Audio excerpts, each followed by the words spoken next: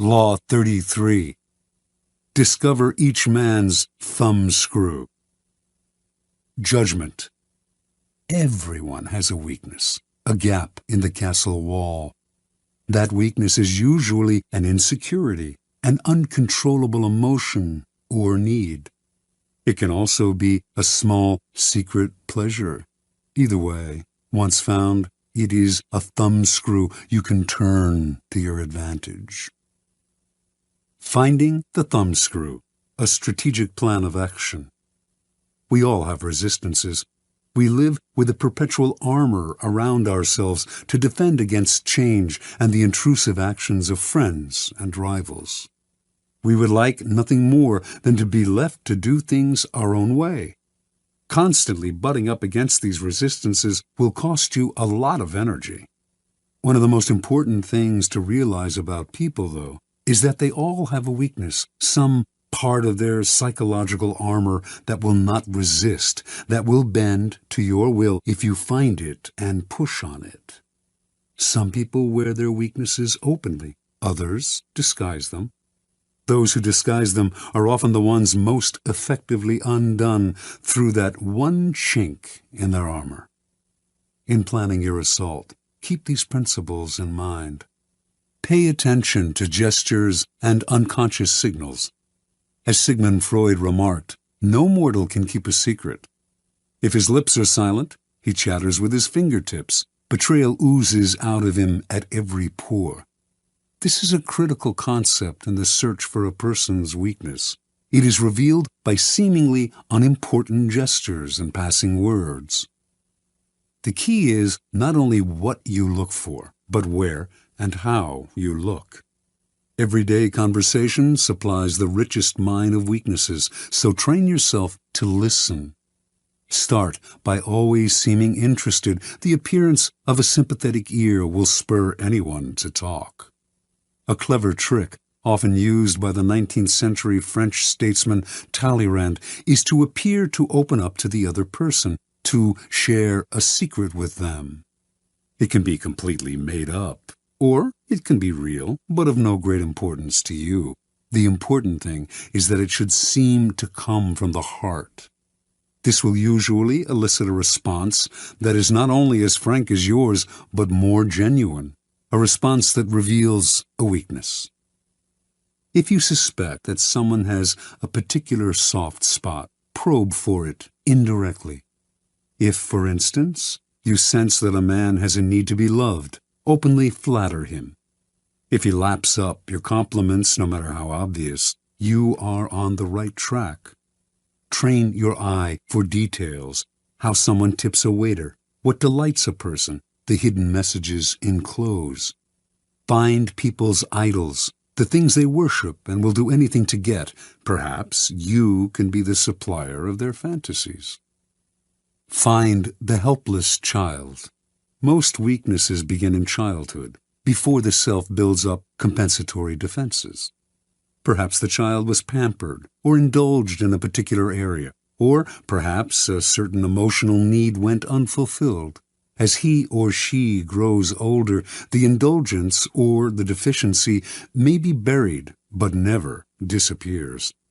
Knowing about a childhood need gives you a powerful key to a person's weakness.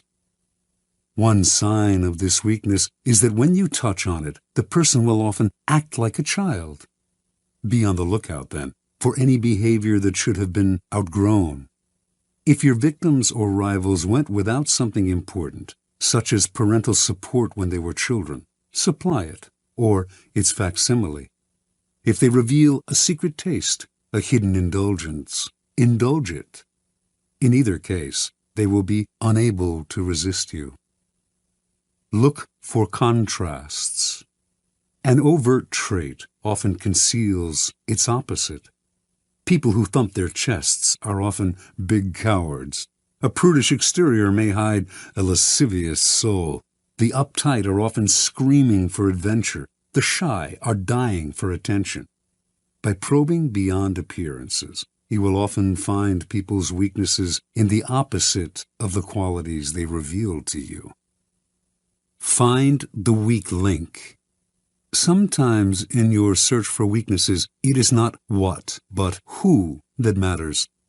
In today's versions of the court, there is often someone behind the scenes who has a great deal of power, a tremendous influence over the person superficially on top.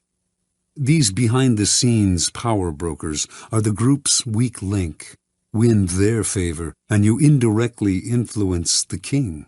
Alternatively, even in a group of people acting with the appearance of one will, as when a group under attack closes ranks to resist an outsider, there is always a weak link in the chain.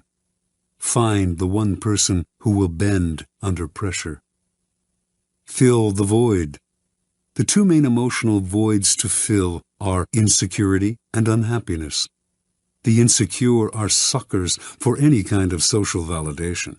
As for the chronically unhappy, look for the roots of their unhappiness.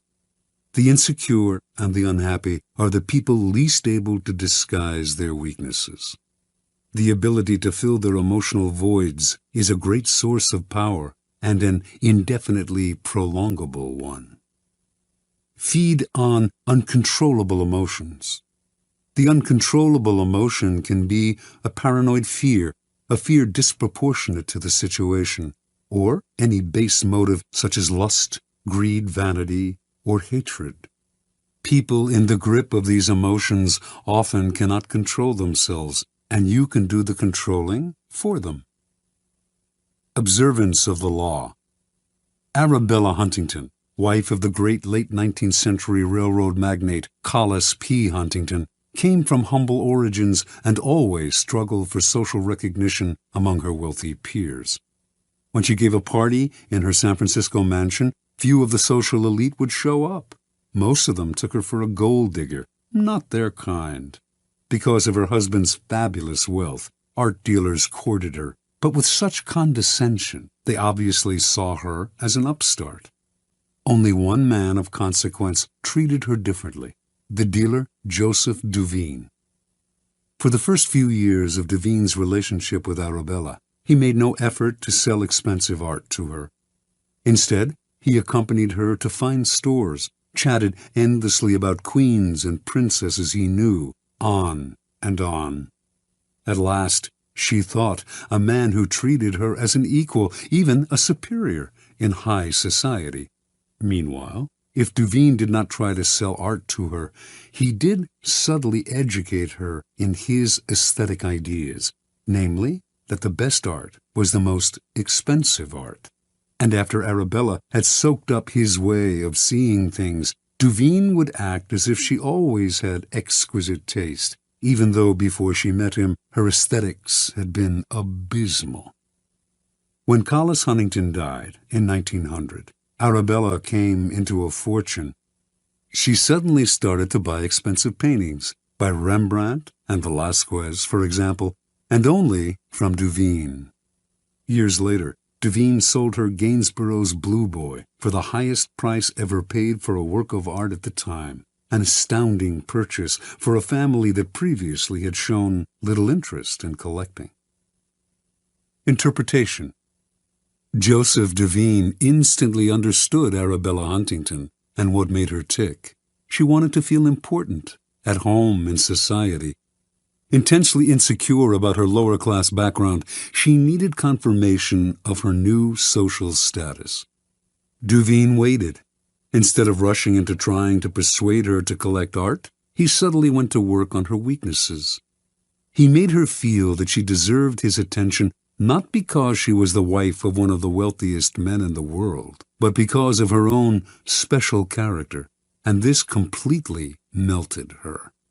Duveen never condescended to Arabella. Rather than lecturing to her, he instilled his ideas in her indirectly.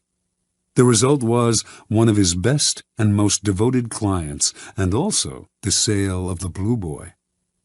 People's need for validation and recognition, their need to feel important, is the best kind of weakness to exploit.